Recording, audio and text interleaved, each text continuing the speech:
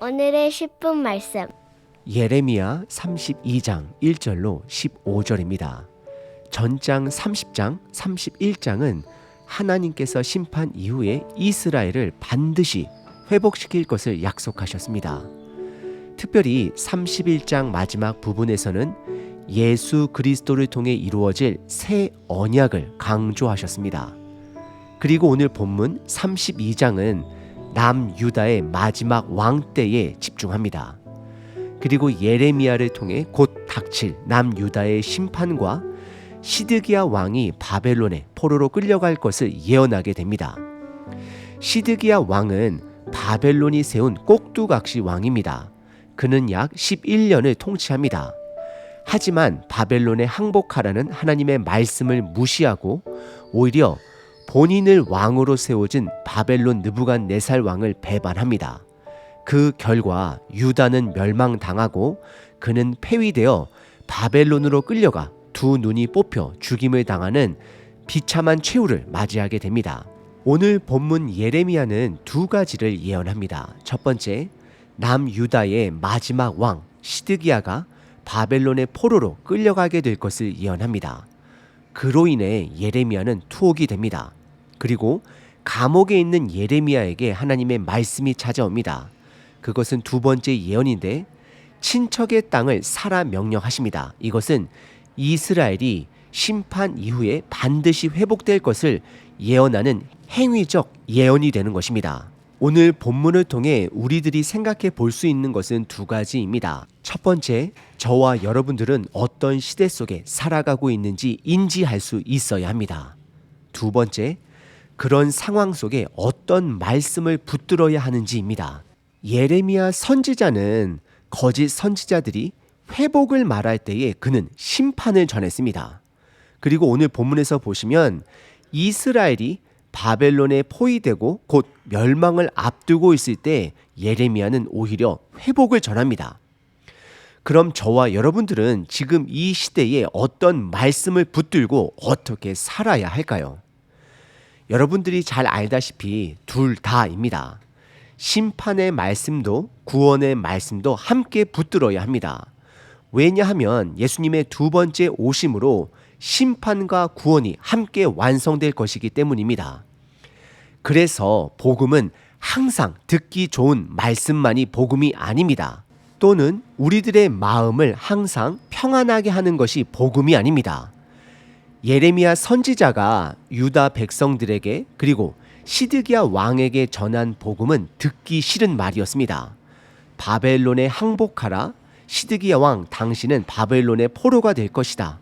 70년의 포로 생활이 있을 것이다 였습니다. 다 듣기 싫은 소리입니다. 하지만 그분의 말씀은 반드시 성취됩니다. 그리고 남유다가 바벨론에 함락되어 가고 멸망의 위기 속에서 전하는 회복의 메시지는 그들에게 무의미하게 다가왔을 것입니다. 왜냐하면 그들은 말씀에 뿌리를 두지 않기 때문입니다. 하지만 하나님의 말씀은 반드시 이루어집니다. 이것이 복음입니다. 복음은 심판의 메시지와 구원의 메시지가 함께 공존합니다. 오늘 본문을 통해 이 시대를 어떻게 살아야 할지, 어떤 말씀을 붙들어야 할지 함께 돌아보는 시간 되길 기도합니다. 오늘 본문은 크게 두 부분으로 구분해 볼 수 있습니다. 첫 번째, 남유다의 멸망에 대한 예언입니다. 두 번째, 하나님은 예레미야에게 친척의 땅을 사라 명령하십니다. 첫 번째 부분은 1절부터 5절까지입니다. 남유다의 멸망에 대한 예언입니다. 1절에 보시면 시대적 정보 두 가지를 주고 있습니다. 첫 번째는 남유다의 마지막 왕 시드기야가 통치한 지 10년째 해가 됨을 말합니다. 참고로 시드기야 왕은 총 11년을 통치했으므로 곧 바벨론으로부터 남유다가 멸망할 것을 짐작할 수 있습니다. 그리고 두 번째 시대적 정보는 바벨론의 느부갓네살 왕이 통치한 지 18년째 해가 됨을 말하고 있습니다. 그래서 이 두 가지 정보를 합해보면 주전 587년으로 짐작해 봅니다. 그때에 하나님의 말씀이 예레미야에게 임하게 됩니다. 그리고 2절은 두 가지 결론을 먼저 드러냅니다. 첫 번째 결론은 바벨론의 군대가 예루살렘을 포위했다라는 것입니다. 그리고 두 번째 결론은 예레미야 선지자가 감옥에 투옥되었다라는 것입니다. 그리고 이어지는 3절서부터 5절은 왜 예레미야가 투옥이 되었는지에 대해 이유를 설명합니다. 그 이유는 간단합니다. 하나님의 심판의 말씀을 전했기 때문입니다. 그리고 무엇보다도 시드기야 왕이 바벨론에 끌려가 포로가 될 것이며 남유다는 바벨론을 상대로 전쟁을 해도 승리하지 못할 것을 전했기 때문입니다. 그로 인해 예레미야 선지자는 감옥에 갇히게 됩니다. 우리는 여기서 어느 누구도 하나님의 말씀을 꺾을 수 없음을 보게 됩니다. 이스라엘은 반드시 바벨론의 멸망을 당합니다. 70년의 포로 생활을 해야 합니다. 왜냐하면 하나님이 정하신 뜻이기 때문입니다. 심판 이후에 회복이 있는 것입니다. 그래서 하나님이 말씀하시는 이 심판의 말씀은 소망의 말씀이 되기도 합니다. 하나님이 정하신 70년 후에는 반드시 그들이 예루살렘으로 돌아올 것이기 때문입니다. 하지만 시드기야 왕도 이스라엘 백성 모두 다 하나님의 말씀을 신뢰하지 않습니다. 오늘 본문의 첫 번째 부분은 남유다의 멸망에 대한 예언입니다. 두 번째 부분은 감옥에 갇혀 있는 예레미야에게 하나님의 말씀이 찾아와 친척의 땅을 사라 명령하시게 됩니다. 이것은 이스라엘의 회복을 예언하는 것입니다. 6절서부터 15절입니다. 우선 6절과 7절은 예레미야가 감옥에 갇혀 있을 때에 하나님의 말씀이 찾아옴을 기록합니다. 그리고 하나멜이라는 자가 찾아올 것이고 그가 예레미야에게 아나돗에 있는 밭을 구매하라 말하게 될 것을 말씀하십니다. 감옥에 있는 예레미야에게 땅을 사게끔 하시는 하나님의 상황이 조금은 뜬금없이 보일 수 있습니다.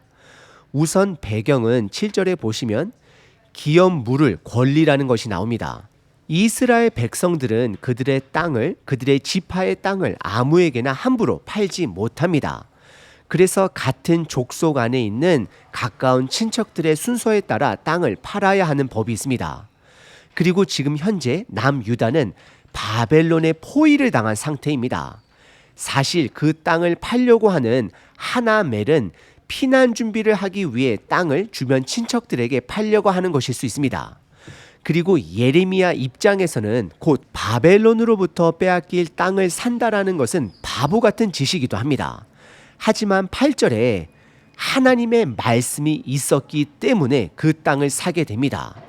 하나멜은 시위대 뜰 안에 투옥되어 있는 예레미야 선지자를 찾아와 땅을 너가 사라라고 제안을 합니다. 그리고 9절에 하나님의 말씀에 따라 손해를 볼지라도 예레미야는 그 땅을 구매합니다. 그리고 자세하게 구매 절차가 상세하게 기록되어져 갑니다. 예레미야는 법적인 절차에 따라 정당한 값을 하나멜에게 주고 많은 사람들이 보는 앞에서, 증인 앞에서 땅을 구매합니다. 그리고 땅 매매 증서를 작성하게 됩니다. 그리고 예레미야는 감옥에 있는 처지라 그가 믿을 수 있는 바룩에게 그 땅 매매 증서를 보내게 되어 보관하게 합니다. 참고로 바룩이라는 인물은 36장에 보시면 예레미야의 지시에 따라 예레미야서를 기록한 자가 됩니다. 그리고 특이한 점 한 가지는 14절에 그 매매 증서가 두 가지인데 하나는 봉인을 하고 또 다른 하나는 봉인을 하지 않습니다. 그리고 그 증서들은 바룩에게 전해지게 되고 바룩은 그것을 오랫동안 보관하기 위해 항아리에 담아 보관합니다.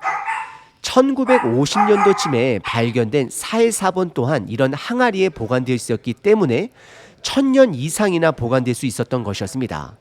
결국 이것은 하나님의 말씀은 반드시 이루어짐을 드러내는 매매 증서가 되는 것입니다. 그래서 15절에 하나님의 때에 다시 이스라엘 백성들이 그 땅에 예루살렘에 돌아와 살게 될 것을 땅 매매를 통해 말씀하고 있는 것입니다. 오늘 본문의 두 번째 부분은 이스라엘의 회복을 땅 매매 행위를 통해 말씀하십니다. 오늘 본문은 예레미야의 투옥과 예레미야가 땅을 구매하는 이야기입니다. 두 사건 다 하나님 말씀의 뿌리를 두고 있습니다. 예레미야는 하나님의 말씀에 따라 심판을 전했기 때문에 감옥에 투옥된 것이었고 하나님의 말씀이 있었기 때문에 곧 멸망당할 상황 속에서도 그 땅을 구매한 것입니다. 하나님의 말씀에 따라 이스라엘은 멸망당할 것이고 하나님의 말씀에 따라 다시 회복될 것입니다. 그러면 저와 여러분들이 살고 있는 이 시대는 어떤 시대일까요? 우리들은 이 시대를 은혜의 시대라고 부릅니다. 왜냐하면 구세주의 첫 번째 오심과 마지막 오심 그 사이에 살고 있기 때문입니다. 우리들의 하루하루는 심판을 향해 더 가까워지는 하루가 됩니다. 그리고 동시에 구원을 받을 수 있는, 얻을 수 있는 기회의 하루가 됩니다. 오늘 본문은 어떤 상황 속에서도 말씀의 뿌리를 두고 살아야 함을 강조합니다. 예레미야는 남유다 왕 앞에서도 그가 듣기 싫어하는 심판의 말씀을 담대하게 전달합니다. 하지만 그로 인해 그는 감옥에 갇히게 됩니다. 우리는 말씀대로 살다 보면 이 땅에서 불이익을 당할 수도 있습니다. 그래도 말씀대로 살아야 합니다. 그리고 동시에 말씀에 따라 소망을 붙들어야 합니다. 이스라엘은 지금 바벨론에 포위된 상태입니다. 함락 직전입니다. 그럼에도 불구하고 예레미야는 말씀에 따라 친척의 땅을 구매합니다. 왜냐하면 다시 돌아오게 될 것을 신뢰하기 때문입니다. 그렇습니다. 저와 여러분들은 말씀에 뿌리를 두고 살아야 합니다. 날마다 말씀을 먹어야 합니다. 하나님 나라에 소망을 두고 살아야 합니다. 오늘 하루 썩어질 가치의 마음을 빼앗기는 자가 아니라 하나님 나라의 가치를 두고 소망을 품고 말씀대로 살아가시는 저와 여러분 되시길 바랍니다. 하나님, 오늘 하루도 우리들의 눈이 썩어져 가는 가치에 두지 않게 하시고 하나님 나라의 시선을 두며 소망을 품고 복음을 전하는 자 되게 하소서. 예수 그리스도의 이름으로 기도합니다. 아멘. 항상 기뻐하라. 쉬지 말고 기도하라. 범사에 감사하라.